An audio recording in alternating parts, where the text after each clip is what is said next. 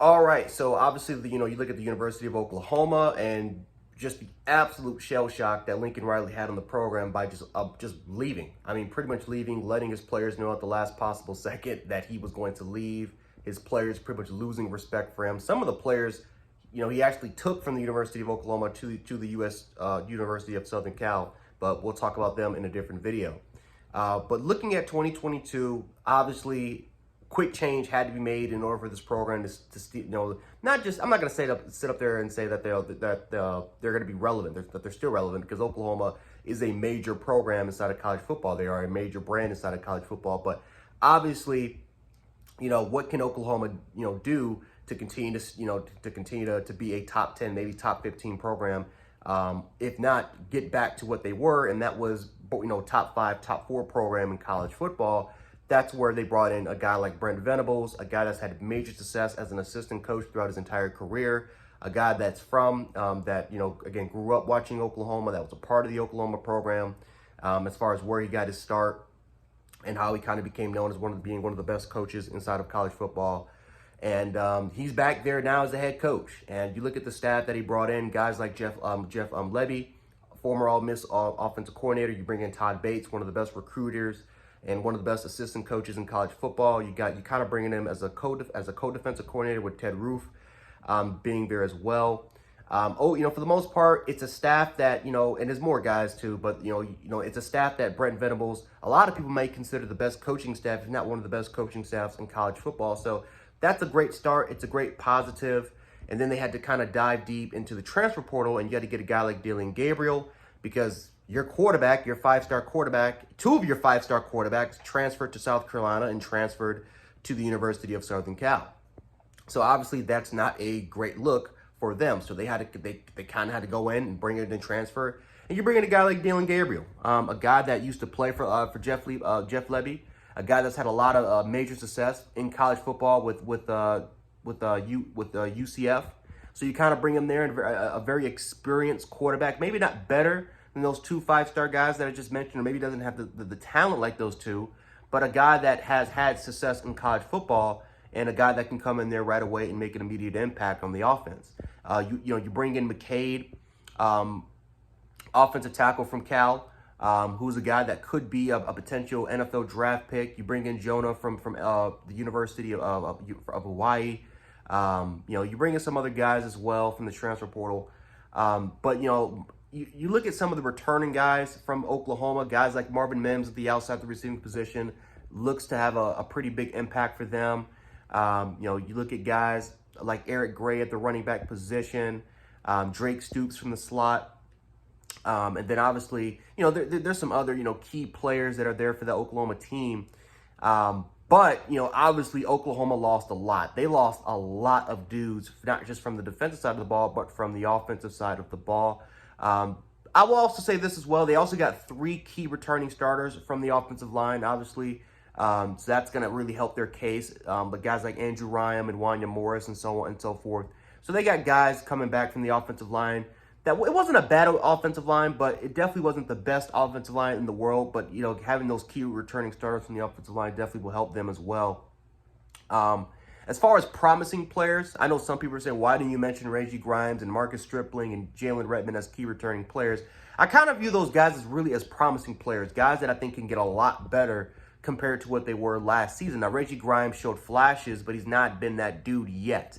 I think Reggie Grimes has first-round potential in him.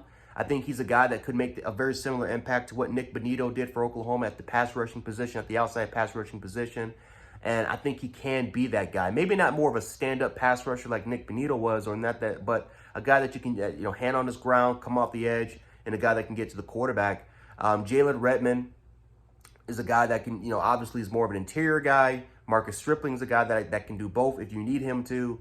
But guys, all 3 of those guys, they need to step up for them. They need to really step up because Perron, Renfrey, and Nick Bonito, those guys are not really walking inside the door. And I think even then they had another guy that was that had more sacks than, I think they had more sacks. Their leading sack leader was gone as well. So they need to step up there, not just from a pass rushing standpoint, but from a run defending standpoint as well. They need to get better there. But those are going to be 3 key players from that defensive front. I also will put in maybe a freshman in Jaren Kanak, a guy that's receiving a lot of praise so far from the Oklahoma fan base, from the community, from the coaching staff.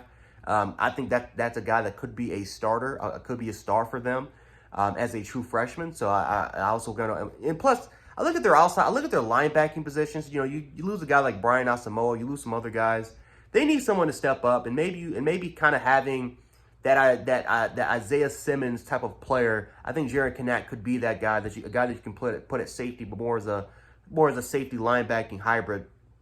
I also got to throw in as well Theo Weiss at the receiving position. I know some people will kill me if I don't say his name. Theo Weiss, promising promising player, former 5-star prospect, has kind of been there over the last couple years, but I think he's going to make a big impact. Probably, I don't know if he's going to be the number one guy. But I don't know if he's going to be the X or the Z. But I think overall wise, Theo Weiss is a promising prospect, a guy that is going to be really that should be a reliable receiver under this Jeff Lebby offense, and also playing with Dillon Gabriel as well. I look at their secondary. That could be a strength for them. You look at DJ Graham, Woody Washington. You also, you get some other players returning back from that secondary. Should be a lot better than what they were.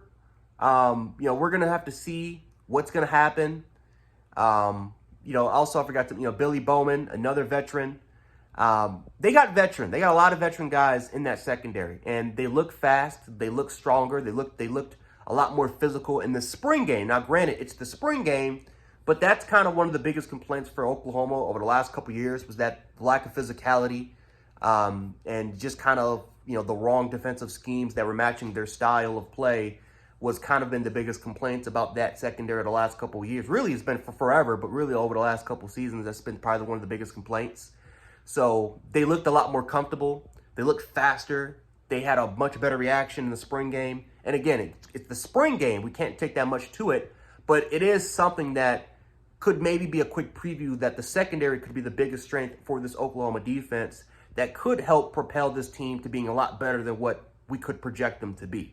So I think the secondary could be a main focal point behind this defense, to where guys like Marcus Stripling, guys like Reggie Grimes and Jalen Redmond, and some other players could really step up into the plate.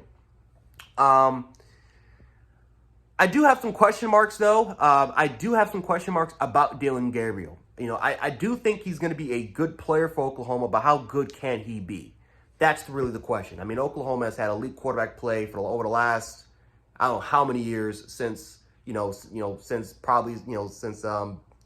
Baker Mayfield was there. Not even Baker Mayfield, but even going before him, guys like Landry Jones and White and Sam Bradford. They had so many elite quarterbacks at the college position. But how good can Dillon Gabriel be? I think that's the question. Because is he going to be a pretty good starter, guy with some good experience, or can he take it up a notch and bring this team to, a new level? I think that's the question mark. I think that's an appropriate question to have for Dillon Gabriel. I think another question is how good this offense can be. I think, again, that's kind of the same, because it always kind of revolves around the quarterback.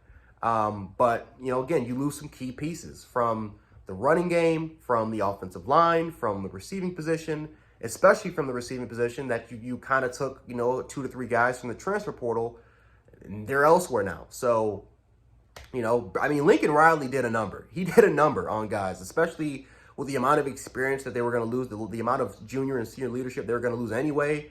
And then all of a sudden, to kind of have Lincoln Riley kind of backstab you and take a lot of some of your best players, it sucks. It's a sucky feeling. But they did well in the transfer portal. They got players to kind of get out the transfer portal and to stay. Brent Venables has been a breath of new fresh air. Him and his coaching staff. I think Oklahoma's one of the best coaching staffs in college. So as far as what my projection would be for them, I would probably have them at maybe 9-3, 10-2. That would be my projection for them. And they did win 10 wins last year, and that was more of a down year. I think if Oklahoma wins 10 wins this year, I think that's a success. Because no one is expecting this team to no one's really expecting them to win the Big 12 this year. I mean, a lot of people are expecting Baylor or Oklahoma State to win it, but not that many people are expecting them to win the Big 12. No one's expecting them at all to make it to the college football playoffs. So if they can win 10 wins, maybe get to the Big 12 championship, maybe even win the Big 12 championship game, That, in my opinion, that's a success. Maybe in previous years with Lincoln Riley, that's not. However, right, if Brent Venables' style of play can prove that Oklahoma can win, because I think it's going to be a completely different fashion compared to what Lincoln Riley has it, I think moving forward, this is huge. And I said it with the Texas video, and I'll say it again with the Oklahoma video. This is all preparation for the SEC, right? There's going to be a much more physical style of play that Brent Venables is going to set for this team, and it's preparation for the SEC. So if they can get to 10 wins, or maybe, hell, maybe even beyond that, that's a big success, and that's a big, and honestly, I think that's a big milestone for Oklahoma to move forward to going into the 2023 football season. But I think the expectations are not too crazy. I think obviously there are high expectations because it is Oklahoma. They are a major brand, but not too crazy. And like I said, if they can get to 9 wins, 10 wins, I think that's a big success. I think that's a success in my book for 2022.